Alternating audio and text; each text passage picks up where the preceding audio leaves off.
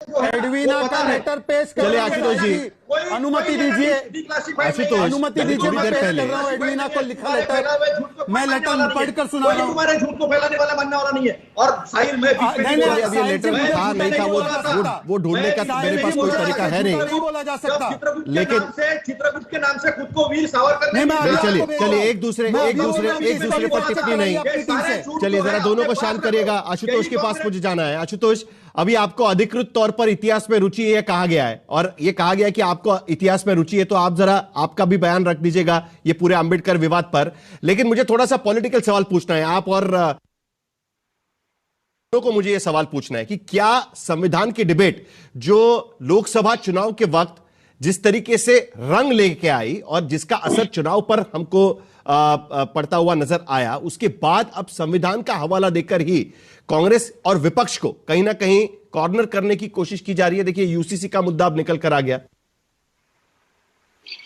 देखिए साहिल, ये एक अच्छी बात है कि कम से कम भारत के संविधान पे चर्चा हो रही है और लोग भारत के संविधान की कसमें खा रहे हैं बहुत डंके की चोट पर। ये भारत के संविधान की, बाबा साहब अंबेडकर की, भारत के लोकतंत्र की इससे बड़ी जीत नहीं हो सकती है। क्योंकि जब भारत का संविधान बना था और उसको जब अडॉप्ट किया गया था, तो चाहे वो वीर सावरकर हो या फिर आरएसएस के लोग हो, उन्होंने कहा था कि हिंदू कभी इस संविधान को स्वीकार नहीं करेगा, तिरंगे को भी स्वीकार नहीं करेगा, क्योंकि इसमें भारत की आत्मा नहीं है। तो वहां से लेकर 2009 तक, जबकि आरएसएस के प्रमुख थे के सुदर्शन, उन्होंने करण थापर को देकर इंटरव्यू में कहा था, जब उनसे पूछा क्या भारत के संविधान को मानते, उन्होंने कहा नहीं मानते। उन्होंने कहा था भारत के संविधान को स्क्रैप कर देना चाहिए 2009। और सिर्फ सुदर्शन जी की बात नहीं थी, रज्जू भैया राजेंद्र सिंह ने इंडियन एक्सप्रेस में 1993 में चिट्ठी लिखकर यह बात कही। यहां तक कि मोहन भागवत ने भी इस बारे में इशारा किया है। और खुद अटल बिहारी वाजपेयी की सरकार के दौरान संविधान रिव्यू कमेटी बनी थी वेंकट चलैया के नेतृत्व में। और हाल तक प्रधानमंत्री नरेंद्र मोदी के एडवाइजरी काउंसिल के सदस्य जिनकी मृत्यु हो गई, उन्होंने कहा था भारत को एक नया संविधान चाहिए। और खुद 2024 के लोकसभा चुनाव के दौरान कम से कम 5 ऐसे भारतीय जनता पार्टी के नेता थे जिन्होंने कहा हमें 400 सीटें इसलिए चाहिए ताकि हम भारत के संविधान को बदल सके। तो यह अच्छी बात है कि अब संविधान की कस्में खाई जा रही हैं और संविधान को लेकर एक दूसरे के ऊपर आरोप लग रही है, बहुत अच्छी बात। लेकिन मैं लोकसभा चुनाव के दौरान भी बार बार इसको कह रहा था, और जब मैं कहता था तो भारतीय जनता पार्टी के लोग मेरी बात का बुरा मानते थे। जब मैं कहता था कि जब जब संविधान की चर्चा होगी तब तक भारतीय जनता पार्टी को उसका नुकसान होगा, क्योंकि आज की तारीख में दलितों, पिछड़ों को इस बात का यकीन नहीं होगा कि भाजपा दरअसल संविधान को मानती है, बाबा साहब अंबेडकर का सम्मान करती है। क्योंकि बाबा साहब अंबेडकर ने जिस चिट्ठी का जिक्र अभी अतुल लौंडे पाटिल ने किया है, उस चिट्ठी में उन्होंने साफ तौर पर कहा उनको हराने के लिए डांगे और सावरकर ने षड्यंत्र रचा था। सावरकर इस बात से नाराज थे कि उन्होंने कश्मीर के पार्टीशन का समर्थन किया था। यह पूरी चिट्ठी का लब्बो लिबाब। उन्होंने कहा यह बात मुझे बताई गई। तो अब जहां तक नेहरू जी की बात है, तो भाई ड्राफ्टिंग कमेटी का चेयरमैन किसने बनाया, किन लोगों ने बनाया? कांग्रेस पार्टी ने बनाया। संविधान का निर्माता किसको माना जाता? बाबा साहब अम्बेडकर। किसने बताया? आपने एससी एसटी के आरक्षण का जिक्र किया इसके लिए, इसीलिए आज शायद प्रधानमंत्री बोल चुके हैं कि उस एससी एसटी आरक्षण में मुस्लिम आरक्षण को घुसेड़ने की कोशिश की जा रही है, जबकि संविधान ने धर्म के आधार पर आरक्षण देने का विरोध किया है। उसका कोई प्रावधान नहीं है धर्म के आधार पर आरक्षण देने का। जल्दी से आपका धर्म के बाद संगीत रागी भी बिल्कुल आपने सही कहा, भारत के संविधान में धर्म के आधार पर आरक्षण देने का कहीं कोई प्रावधान नहीं है। लेकिन मुसलमानों में जो पिछड़े हैं उनके आरक्षण की बात तो गुजरात में भी है, कर्नाटक में जब भारतीय जनता पार्टी की सरकार थी वहां भी थी, और उसके बाद तेलंगाना में। और उनके जो समर्थक हैं टीडीपी के नेता चंद्रबाबू नायडू, चुनाव के बाद जब उनसे पूछा गया तो चंद्रबाबू नायडू के बेटे ने कहा कि ये कोई आरक्षण देने की बात नहीं है, ये तो अफर्मेटिव एक्शन है और हम इसको करेंगे, हमें कोई नहीं रोक सकता। सवाल इस बात को लेकर ये है कि अगर तो ऐसे में संगीत रागी आरक्षण, ये मामला सिर्फ कांग्रेस को कैसे चिपकेगा? कर्नाटक में जो आशुतोष कह रहे हैं कि संविधान के खिलाफ जाकर मुसलमानों को आरक्षण देने की बात अगर कांग्रेस की सरकार कर्नाटक में करती है, तो ये बात तो सब जगह हो रही है। तो ऐसे में सिर्फ कांग्रेस को कैसे चिपक पाएगा ये मुद्दा? संगीत रागी। साहिल, सबसे पहले मैं दो तथ्य दुरुस्त कर दूं कि कांग्रेस पार्टी ने बाबा साहब अंबेडकर को कानून मंत्री नहीं बनाया था, ये गांधी जी के कहने पर बनाया गया था। और उनको ड्राफ्टिंग कमेटी में भी, एक मिनट, ड्राफ्टिंग कमेटी में भी ये नेहरू की देन नहीं थी। नेहरू कम से कम अंबेडकर से घृणा करते थे, ये एक ऐतिहासिक तथ्य है।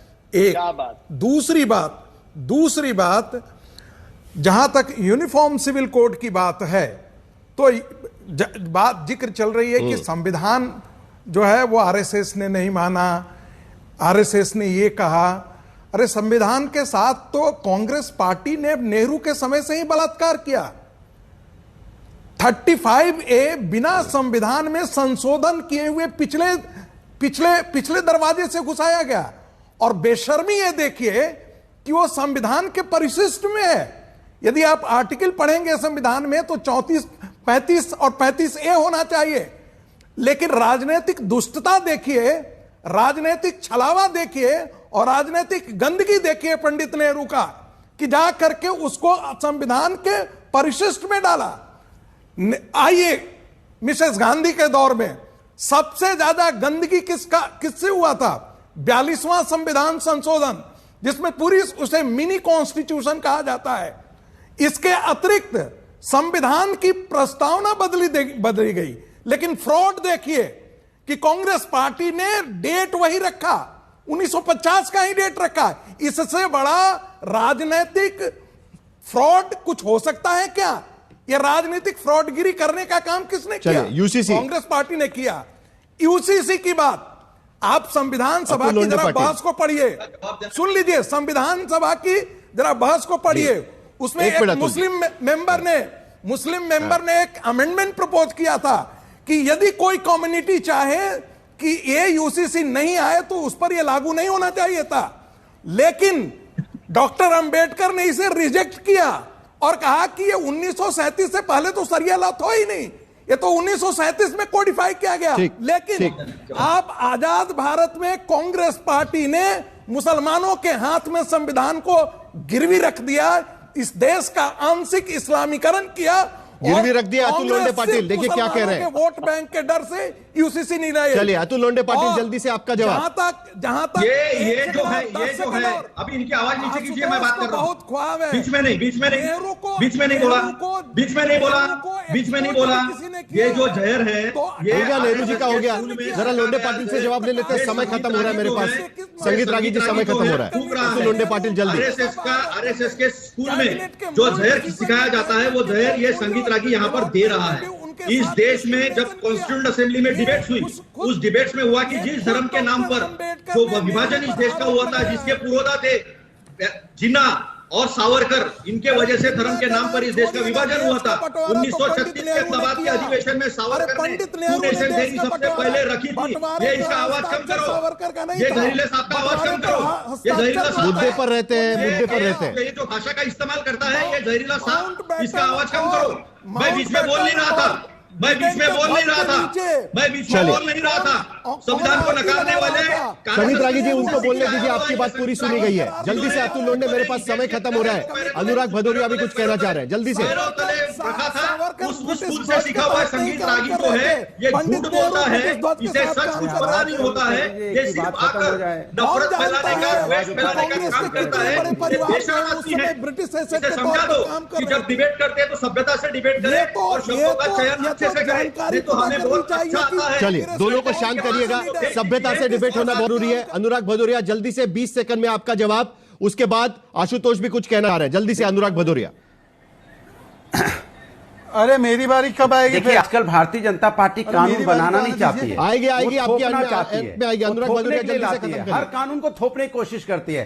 कानून बनाना है तो संवैधानिक अनुसार से बनाइए ना, विपक्ष को साथ लेके चलिए, कानून बनाइए, थोपिए मत। दूसरी बात, बीजेपी के प्रवक्ता कह रहे थे नेहरू जी ने उनको चिट्ठी लिखी। अरे नेहरू जी ने किसको चिट्ठी लिखी, नहीं लिखी, लेकिन आज की युवा को आप बाहर देश में नौकरी के लिए भेजते हो, फिर कहते चिट्ठी उसको लिखी थी। आप इतिहास की बात करके हमारे युवाओं को कहां भेज रहे हो आप रोजगार के लिए? वार कंट्री में कि वहां पर रोजगार मिल रहा है, शर्म नहीं आती। और आपसे जब पूछा जाता है, मेरे पास 30 सेकंड बाकी है शहजाद, माफ करिए आशुतोष, मेरे पास समय खत्म हो रहा है। शहजाद आखिर में जो यूसीसी की बात की गई है, क्या अब अलग अलग राज्यों में यूसीसी का कानून लागू होते हुए हमें देखने मिलेगा, जिस तरीके की बात की जा रही है, जो प्रधानमंत्री कह चुके हैं?